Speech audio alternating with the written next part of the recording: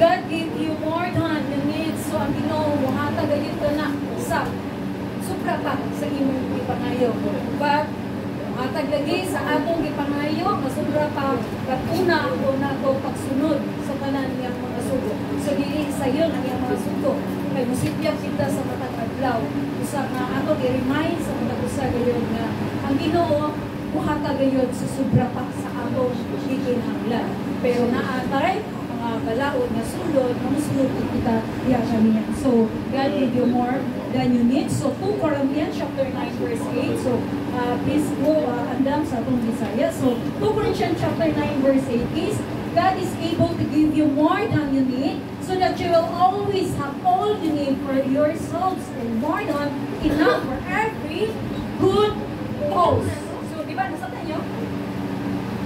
Every good cause. So, meaning, kung maayo ang atong mga binuhatan matagkadlaw, sa tanan na itong ipangayo, kung sobra pa sa atong ipanagilid na lang nato ng balaan na, kung sobra na malikagtag sa Diyos. Kaya naman, every good cause. So, meaning, mga maayo tanan ang atong mga binuhatan sa matagkadlaw. Ba't kabalutan, di kita ma-perfect. Ba't ang atong tawagon, kay naamay duha ka Espiritu.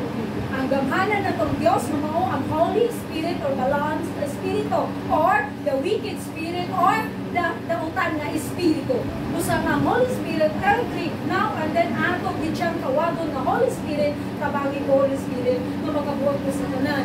Kaya aron matuman nga madawat na mo imong isaan nga musubra pa ang among ipangayo, sobrahan pa nimo sa among ipangayo. So, para kami makabuhat sa maayo. So, kaliyo ko basa, kung naanad yan sa Bisaya, 2 Corinthians chapter 9 verse 8. Hallelujah, thank you Jesus. Thank you Lord. Hallelujah, thank you Jesus. Thank you Lord. Thank you Jesus. Kung ito pagabasawang ang 2 Corinto, kapitulo 9, versikulo 8. O ang Diyos makahimo pagbubo sa tanang grasya, nganha kaninyo aron kahatagan o katagbawan. Katagbawan ang tanan ninyong paghinganlan o makahatag kamo sa mga mananayaw alang sa tanang maayong buhay. Alang sa mga maayong buhay, diba? So, kung atong i-analyze ang pulong sa Diyos, so ang cause or ang resulta sa mga maayon na buhay is sobra pa nga itong ipangayon niya sa Diyos.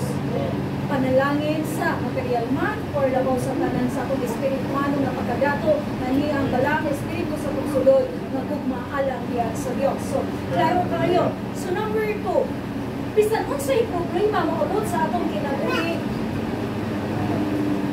Bisan unsay problema maabot sa atong kinabuhi. Natural yun na. Pero may ginanay. Dili ginapili yung ma-perfect, di ba? So, di mo ng Diyos dili.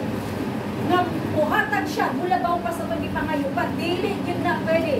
So bisan pa kung sa kabilyonaryo, trilyonaryo sa mga tao, tibuok kalibutan, anaagid na yung problema.